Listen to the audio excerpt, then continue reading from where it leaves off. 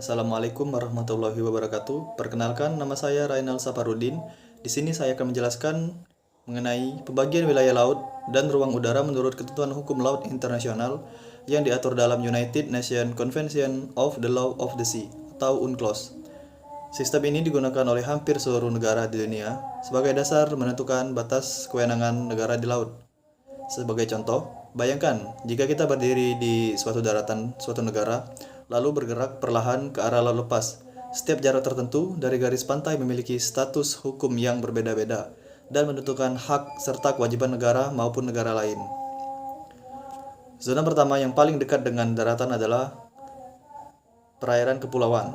Zona ini berlaku khusus bagi negara yang secara geografis terdiri dari banyak pulau seperti Indonesia.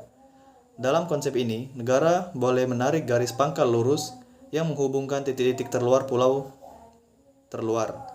Semua perairan yang berada di dalam garis tersebut dianggap sebagai wilayah internal negara, sama seperti sungai atau danau di daratan.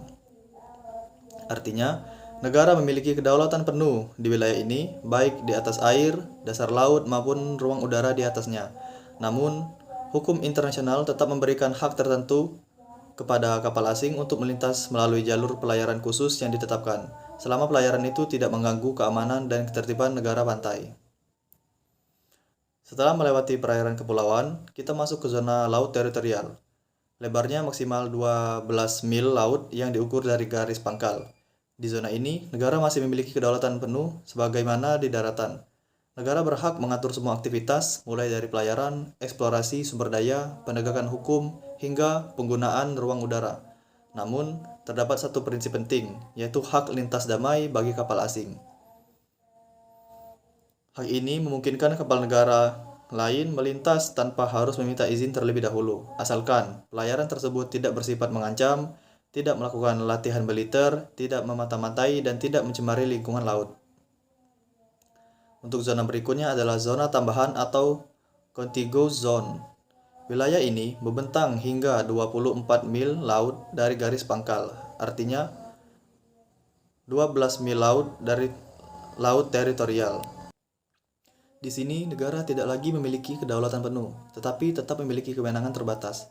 Negara boleh melakukan pengawasan untuk mencegah pelanggaran hukum yang berkaitan dengan kepabeanan, perpajakan, imigrasi, dan karantina.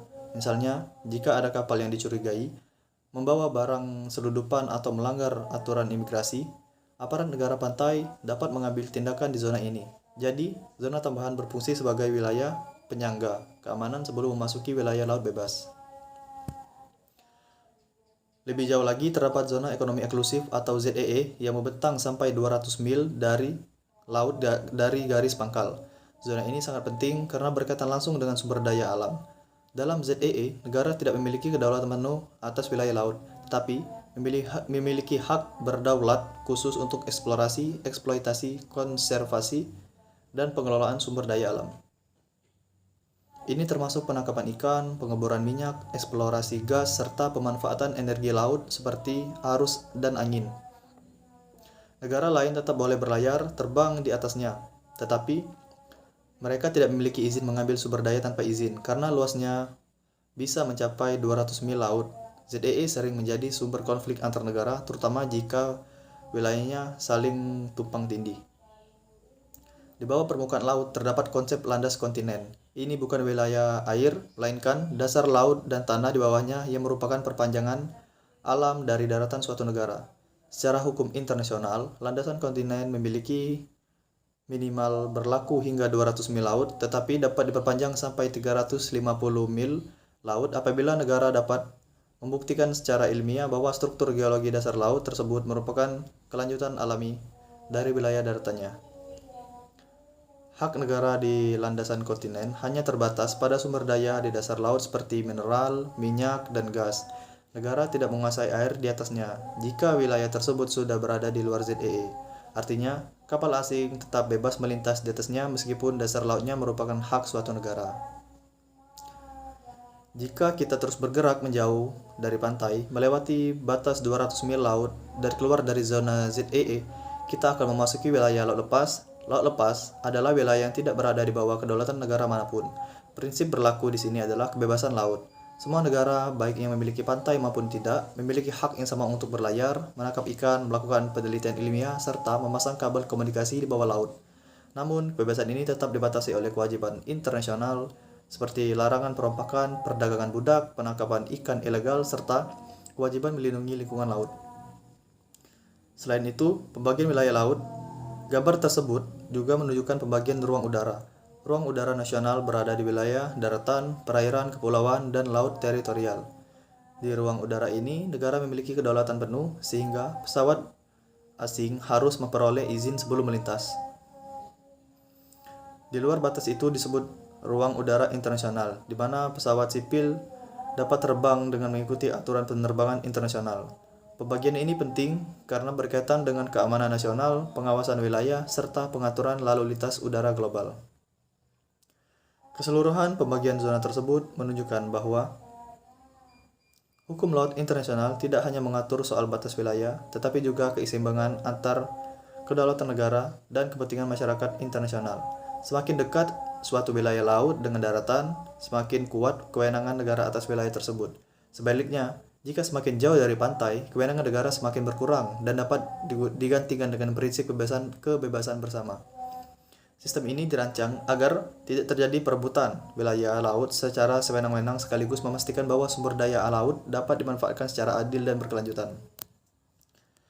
Dengan memahami pembagian ini, kita dapat melihat bahwa laut bukanlah ruang kosong tanpa aturan. Setiap mil laut memiliki status hukum yang jelas, fungsi tertentu, serta konsekuensi hukum yang berbeda. Pengetahuan ini penting bukan hanya bagi ahli hukum atau diplomat, tetapi juga masyarakat umum, karena berkaitan dengan isu perbatasan negara, keamanan maritim, penangkapan ikan, eksplorasi energi, hingga konflik geopolitik. Pembagian zona laut ini menurut hukum internasional pada akhirnya menjadi fondasi utama dan menjaga ketertiban, keadilan, dan kerjasama antar negara di wilayah samudera dunia.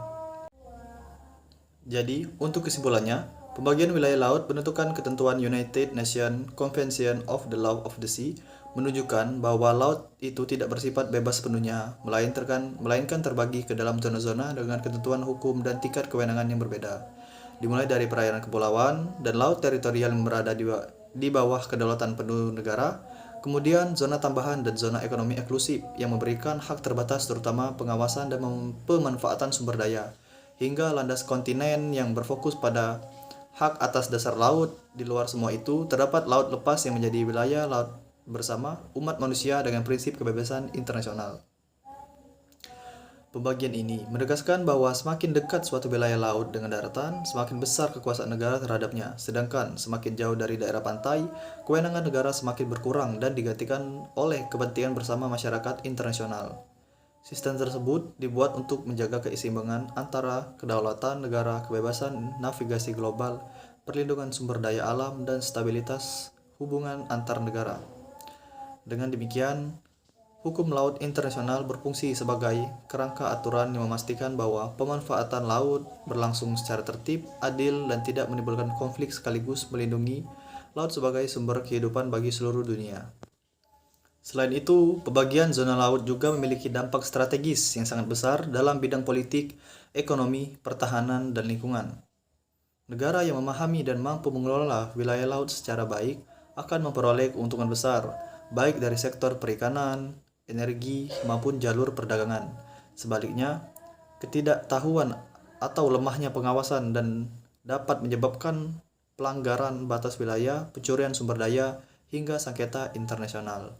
Oleh karena itu, pemahaman tentang batas-batas laut tidak hanya penting bagi pemerintah atau ahli hukum, tapi juga bagi masyarakat umum agar menyadari artinya penting wilayah maritim bagi kedaulatan dan kesejahteraan negara. Dan pada akhirnya, konsep pembagian wilayah laut ini menunjukkan bahwa laut bukan sekedar ruang geografis, melainkan ruang hukum yang terstruktur dan diatur secara rinci oleh kesepakatan internasional.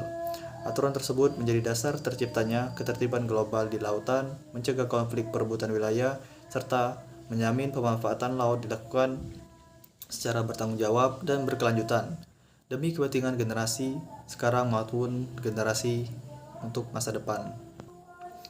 Bagi negara kepulauan seperti Indonesia, pemahaman tentang perauran kepulauan, Laut teritorial, zona tambahan, zona ekonomi eksklusif, hingga landasan kontinen sangatlah penting karena menyangkut kedaulatan, keamanan, serta pengelolaan sumber daya alam yang menjadi penopang kehidupan masyarakat. Laut bukan hanya batas geografis, tetapi juga sumber ekonomi, jalur perdagangan, dan bagian dari identitas suatu bangsa. Semoga penjelasan ini dapat menambah wawasan kita tentang bagaimana hukum internasional mengatur wilayah laut dan mengapa aturan tersebut sangat penting bagi stabilitas dunia. Baik, terima kasih sudah menyimak penjelasan ini sampai akhir. Semoga bermanfaat dan saya akhiri. Wassalamualaikum warahmatullahi wabarakatuh.